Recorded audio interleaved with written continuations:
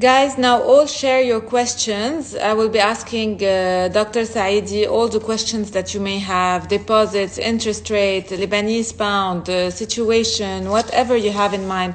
I know you wrote so many questions during the previous sessions, but ما لحقت to write them down because I was listening to Dr. Saidi.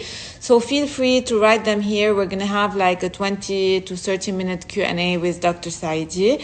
I'm going to add him now to the conversation. Okay, don't worry, Siham, I'm going to ask your question as well. And all of you, ask your questions now.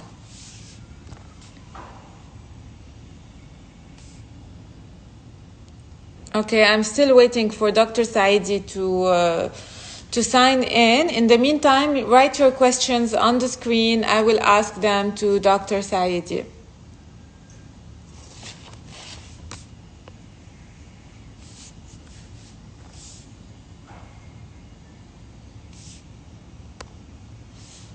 Okay, I'm still waiting for Dr. Saidi.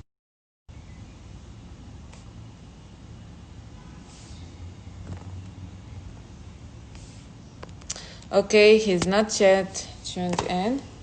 I'm glad you all enjoyed the talk today. It was very enlightening, really.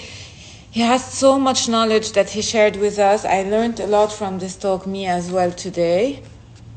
It's different when you hear him than when you read his post or his article. He's really, really excellent at what he's doing. I was amazed and impressed. 1 second.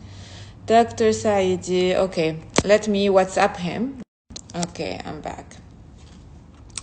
Okay, let me see if Dr. Saidi is here. Okay, perfect.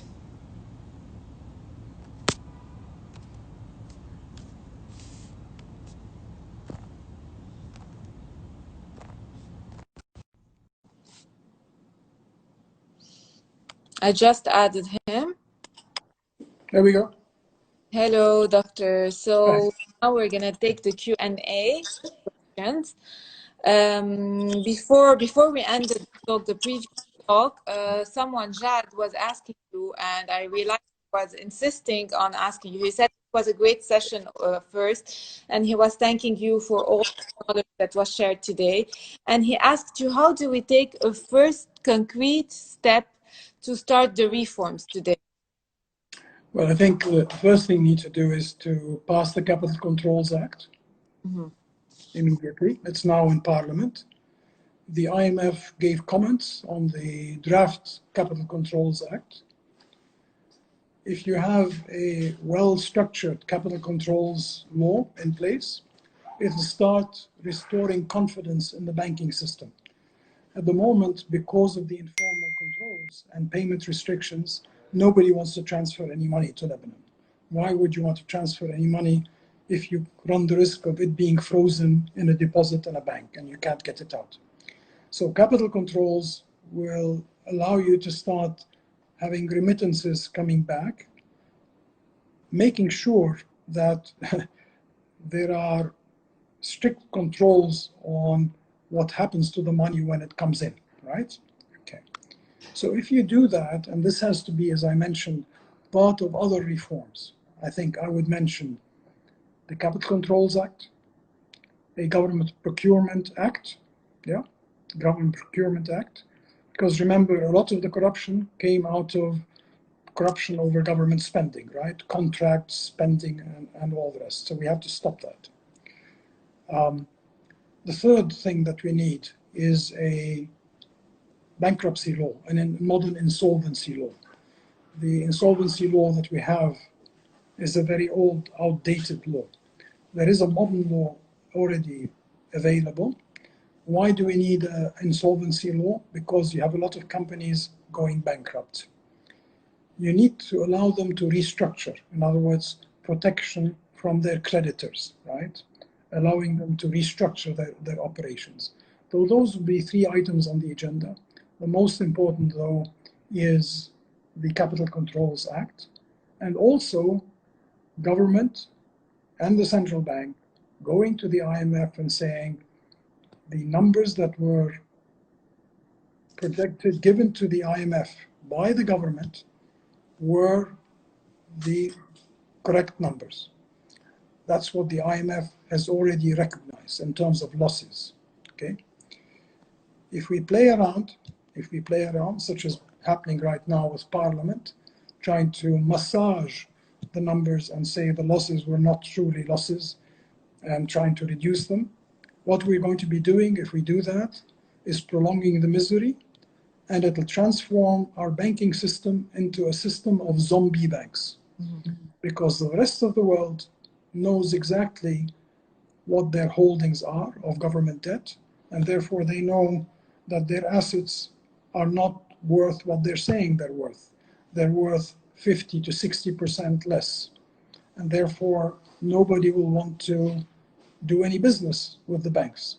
And if nobody with the rest of the world wants to do any business, we want to be able to finance trade, we won't be able to finance the economy. So it is as simple as that. Okay, doctor, I have another question here. To where is the lira heading? Sally is asking. If lirification process continues and giving to depositors, like if we continue lirifying and giving to depositors lira,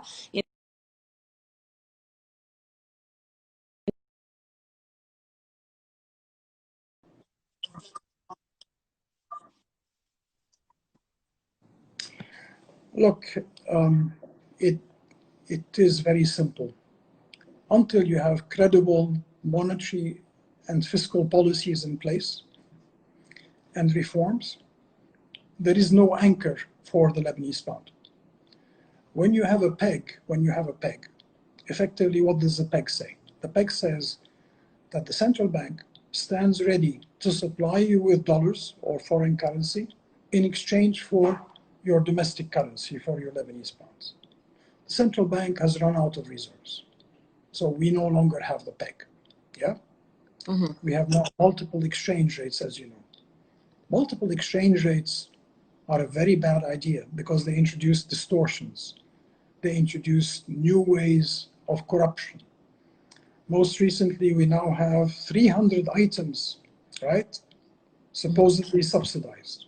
Yes. That is an invitation to people for more corruption, because whoever can get hold of the dollars at that rate has access to cheap dollars, right?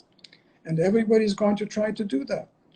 This is nothing exceptional. I've seen it happen in many countries. I've seen it in countries in Africa, in Asia, in Latin America, everywhere.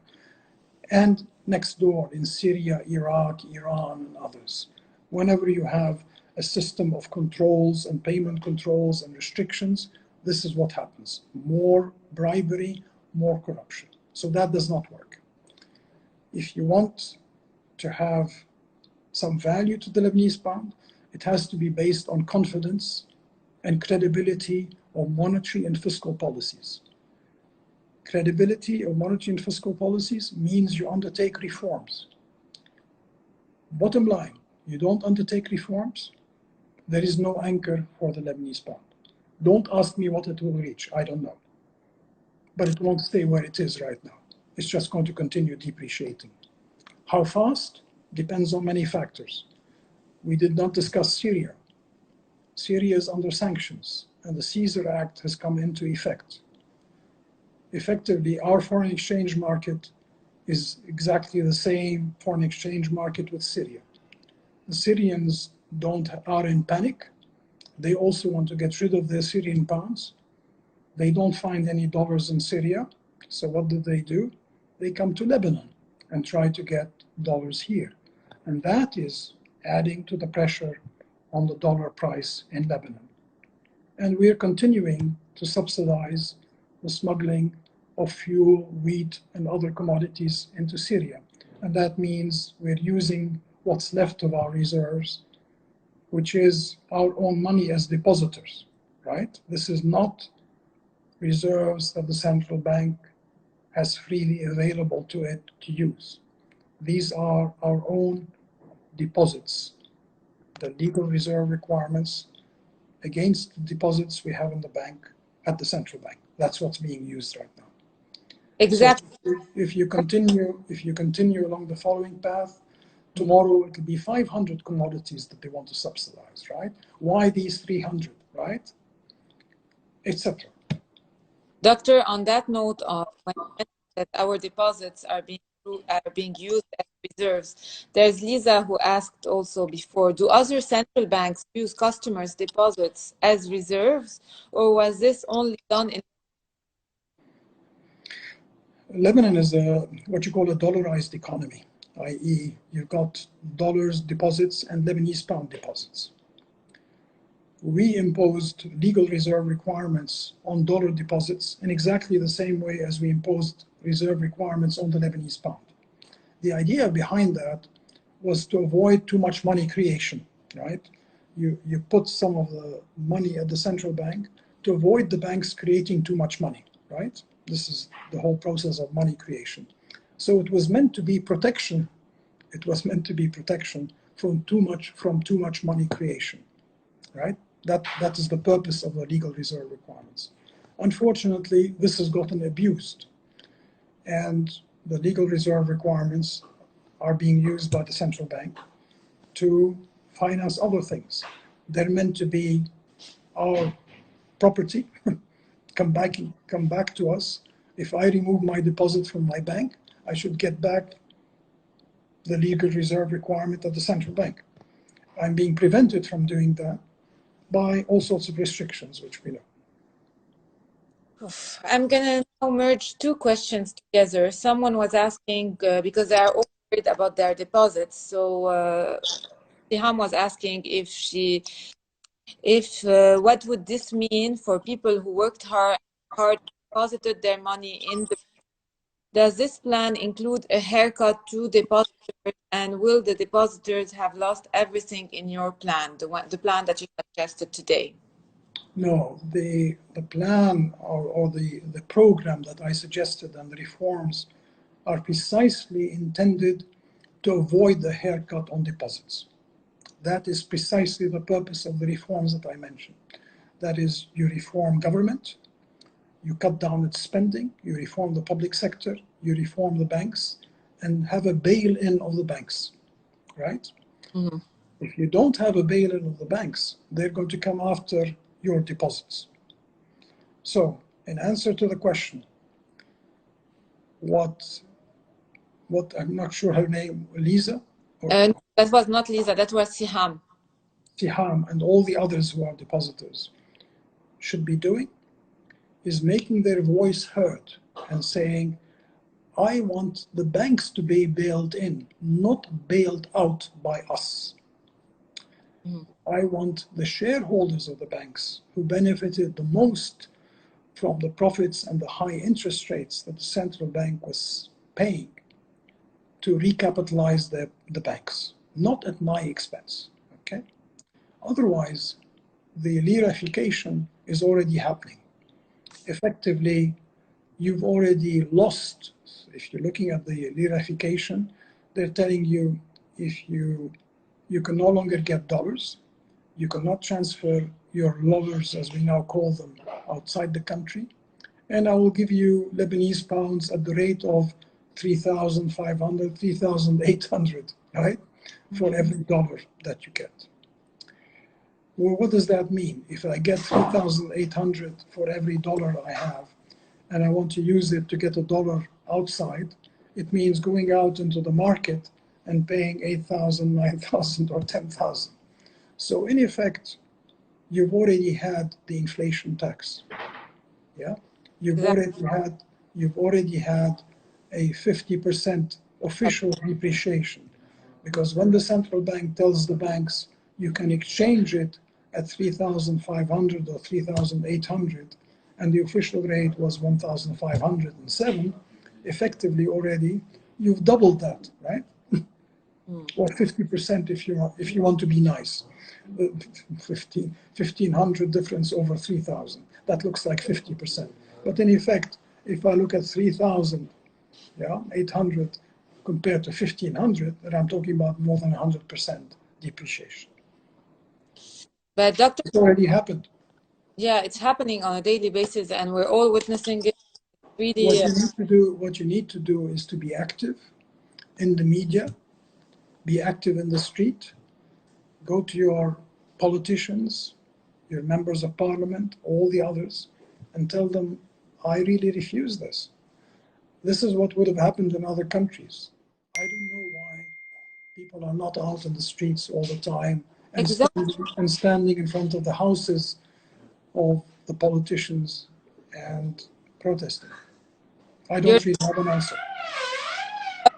the first one, the first economist to say this on my page. A lot of people, like economic experts that I've hosted, also shared this concern that it's really not logical why people are still silent about this. They are, for example, there is Fida who's asking me if the depositor could sue the banks for putting all deposit in risky accounts at BDS. Is it feasible? You can try to take them to court, and there are a number of depositors outside the country, in New York and elsewhere, that have taken the banks to court. There are two issues if you do it outside. There's an issue of jurisdiction. Does a court in New York, for example, if you take a court order in New York, can you apply it here? Does the court have jurisdiction? That's one item. If you take a decision from a court here, and there have been a couple of decisions taken by local courts, do they get executed? Do they happen? And the answer is our justice system is not making it happen. We know the reasons. Exactly. Our justice system needs reform. That's number 11 on my agenda. We didn't have the time to go through everything. It's okay. I will share it on my story when I do a report about your plan, Doctor. And Doctor, here is a question. Do you think that your plan could return the value of the lira to that before the crisis, or should we expect this to be the new norm? No, it doesn't make any sense. It doesn't make any sense to go back to the old rate. The old rate was overvalued. We cannot go back to the old rate. What is feasible, I think, is something closer to maybe 2,500 to 3,000. That is much more feasible. And remember, it is not all black. Because of the depreciation of the pound, this makes your exports in principle more competitive. It makes tourism in Lebanon more competitive. It allows you to trade better with the rest of the world, right? And it makes import more expensive. So it helps you in the adjustment of the balance of trade, the current account, and the balance of payments. So it's not all black, right? So it helps us because we're reducing, unfortunately, the real wages of people. It's part of the adjustment. This is what typically happens in many countries as part of the adjustment. It is painful, but don't try to go back to a rate which is overvalued. Remember, it is because the rate was so overvalued that we got into a crisis. The adjustment should have taken place long ago. The central bank prevented the adjustment for whatever reasons. They prevented the adjustment by continuing to borrow to support an overvalued exchange rate. And this accelerated from 2015 onwards. And the financial engineering, the bailout of the banks that happened in 2015, 2016, and the so-called financial engineering operations that happened after that only made it worse. That is why you have these large losses at the central bank and at the banks, unfortunately.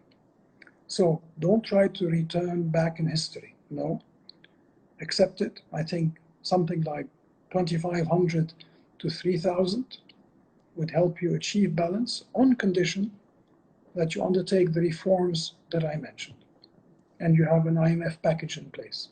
If you have an IMF package in place, it'll help restore credibility.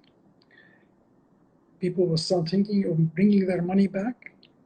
Remittances will start coming back. Remember, one of the difficulties you have at the moment is that your foreign exchange market is a cash market. Normally, in most countries, your foreign exchange market is an interbank market. Yeah, you buy and sell through the banks.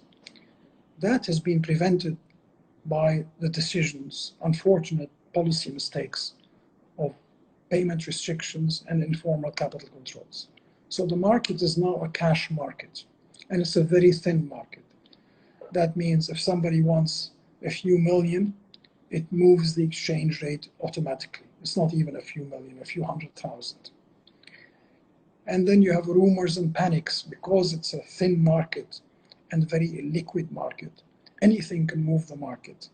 If somebody says, أنا عرفت إنه أبا محمد اضطر يشتري ب 8,000 و 9,000, everybody says, oh, it's happening. So I better go out, I rush out and I try to get my dollars. And the rate goes up. It's a very thin market, right? Mm-hmm. So you need to stop that. And the way to stop that, I come back to it, is you have reforms. And you have this IMF package that I talked about. Okay, I'm going to take 2 or 3 more questions, Doctor. Anthony is asking, how long do you think the central bank, I think, reserves will last? I'm going to add to this question, Doctor. It's not clear today how much reserves are left in the central bank, because today we saw last week the central bank governor say in Bloomberg that we have 8.3 billion. Yet we see a shortage of people today. So is there really 20 billion or not? How can we know? And how long can the reserves last? Well, the answer is we don't know, because the central bank has not published its balance sheet and has not published its profit and loss account for the past 10 years. This, you might tell me, is incredible, and I would have to agree with you, because central banks are public institutions. They should publish their balance sheets and profit and loss accounts. That has not happened. Remember that the golden rule of independence of any authority is transparency and disclosure and accountability. If central banks are to be given independence, they have to be held accountable. And to make them accountable, they have to be transparent and to disclose policies, balance sheets, profit and loss. Unfortunately, we have not had that. So I cannot tell you how much is there. I can tell you, however, that as long as you continue without reforms, then whatever international reserves the central bank has will be continuously whittled down, used up for various subsidies, for fuel, subsidized commodities, etc. And then, of course, a day will come when there will be none left. And what do we do then? What would happen to Lebanon in that case? Well, I think you have 2 scenarios, right? Let's talk about them. One is the scenario of a failed state. You become like South Sudan. You become like Syria, like Iraq, like Zimbabwe, like Venezuela. You continue imposing controls. You have licenses and procedures if you want to import anything and export anything. You start losing your human capital, mass migration, as is happening in Venezuela. Venezuela has now more migrants than Syria, and people who are displaced because of the misery of the economy there. What you would then enter is a lost decade. Yeah. Lebanon would enter a lost decade. A lot of that, however, I should say, depends on the geopolitics of the region. We are faced, of course, with a confrontation between the United States and Iran, and we are right in the middle of it. If that confrontation stabilizes, or you no longer have that confrontation, and there's a change in the politics in Lebanon to account for, taking account of that, then it will help, obviously. You won't have the sort of pressures and constraints we are now living under. But in any case, there's a failed state scenario. There's another scenario, which is the reform and recovery and rescue scenario, the RRR scenario. Reform, rescue, recovery scenario, where you go through the program I mentioned. You restructure the public sector. You have an orientation towards the private sector and you start financing the private sector. You rebuild your infrastructure with the help of friendly countries.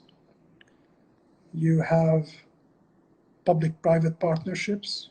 You create this national wealth fund that I mentioned so that electricity, water, Middle East airlines, casino and others are well managed so they earn a return. They're companies at the end of the day. They should be earning a profit. They should be efficiently managed. They are not efficiently managed. They're used to stuff people and mismanage resources by the politicians. Then you orient yourself towards the Gulf countries, in my view, and integrate yourself more closely with the Gulf countries, with the EU and internationally, so that you can trade.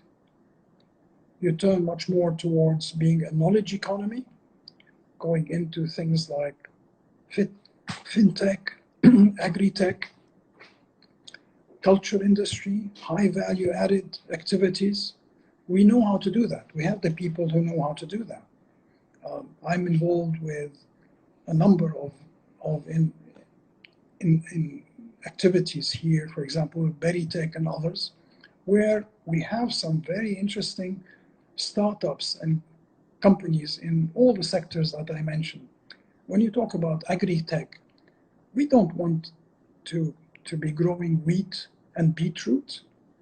We want to go towards high value added products. Very few people know, for example, that a small country called the Netherlands is the second biggest exporter of agricultural products in the world. And it's a small country, and they don't have a lot of land. A lot of the land that they have is reclaimed on the sea. But it's the second biggest exporter of agricultural products in the world after the United States. How? They use modern technology, high intensive agriculture, all sorts of things. Easy to do. You should do a program on that, yeah? On what the Netherlands did and what you can do with that. We'll keep it in mind. So reorient the economy towards the private sector and towards those activities which we know. And it's not just about tourism. Talk about culture. Talk about even our food. People love our food, right? Transform that into an industry, the way the Italians do it, the way the Chinese do it, the way the Japanese do it. How many of us go and eat Japanese food? We all do that. It was deliberate. They did it and they give you a quality product. We know how to do that. So quite a bit that can be done. But take the example of Singapore. If I want to take an example, a good example, it's the example of Singapore, which doesn't have natural resources. Yeah? Yeah. They transformed their country. And it was through good governance. And then hopefully, within maybe 5-7 years, we might have some oil and gas. And hopefully the price of oil by that time will be high enough so that it is worthwhile to extract the oil and gas. Hope so. Doctor, one last question. Mentioned that I promised. They're asking about the circular that was today by BDL regarding the initiative about restructuring the banking sector. Yeah. Did you see it? Did you have a chance to see the circular about the banking sector? Yeah, I saw it like many of you on the internet. It's been widely distributed.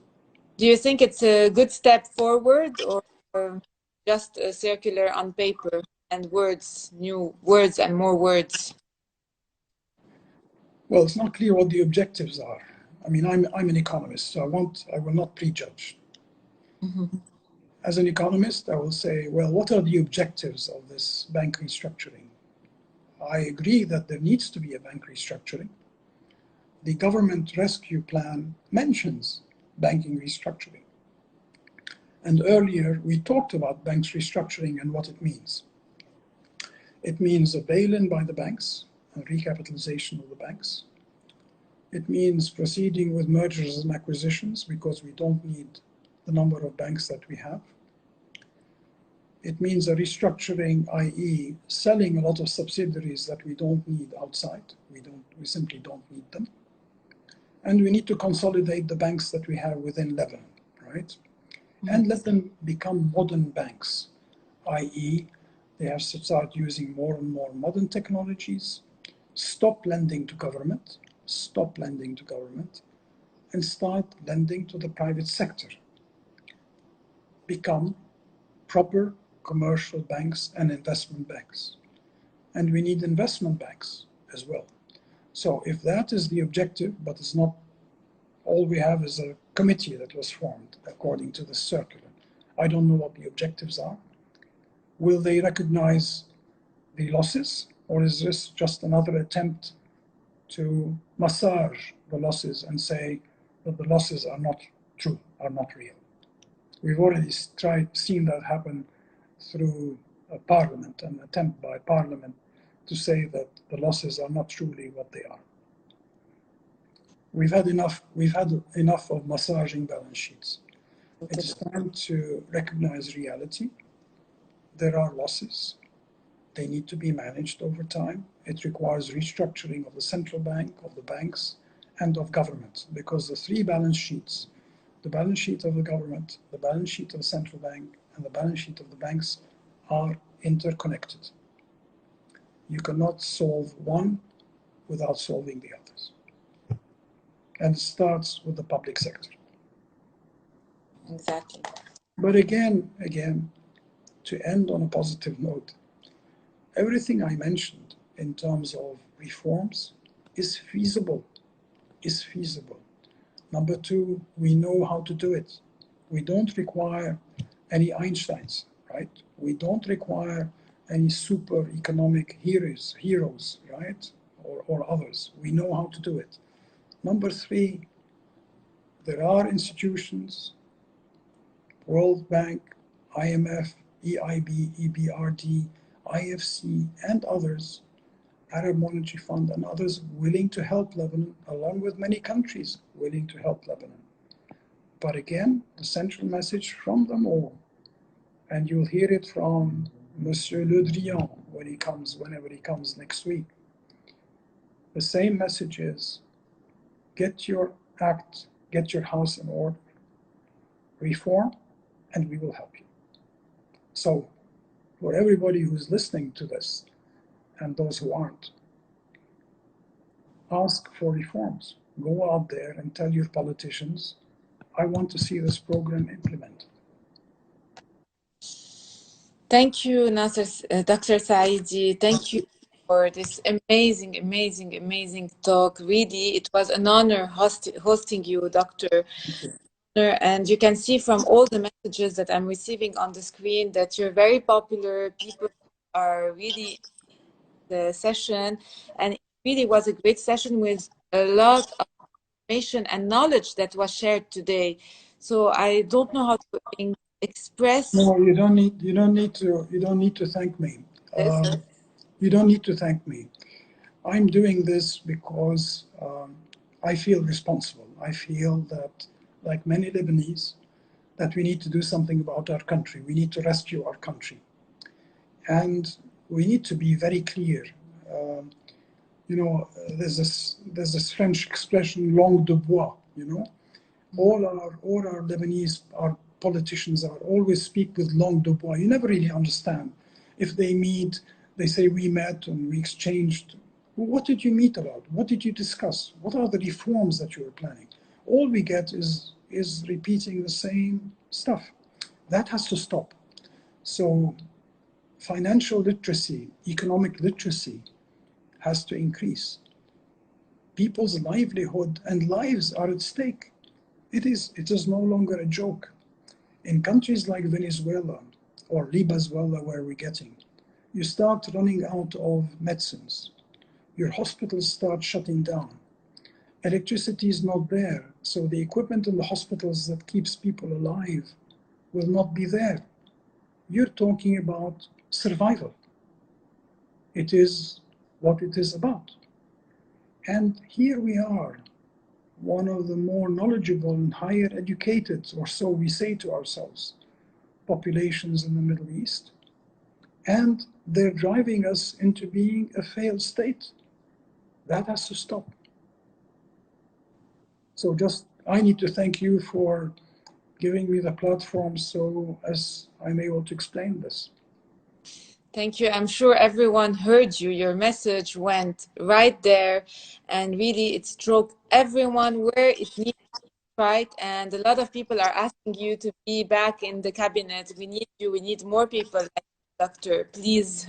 I don't know. We really such insightful and empowering and really inspiring people. And it's too bad that people do not want to join this cabinet, unfortunately. But Doctor, your voice will be, make sure that this live session goes out there, is heard by many people, and I'm sure that the audience will share it, because I'm counting on everyone listening to share this message. Because it is important. It is our future. It is the future of our children, the future of our country. So please hear this message, because really, like we say in French, j'ai la chair de poule, and it was really an awesome session. I rarely say it, but I enjoyed it a lot, and I was listening more than even asking question, Doctor. So thank you so much for this time. I hope to hear about you more often and listen to you. Looking forward to listening to you more often, Doctor. Thank you. Thank you. Thank you and goodbye. Bye.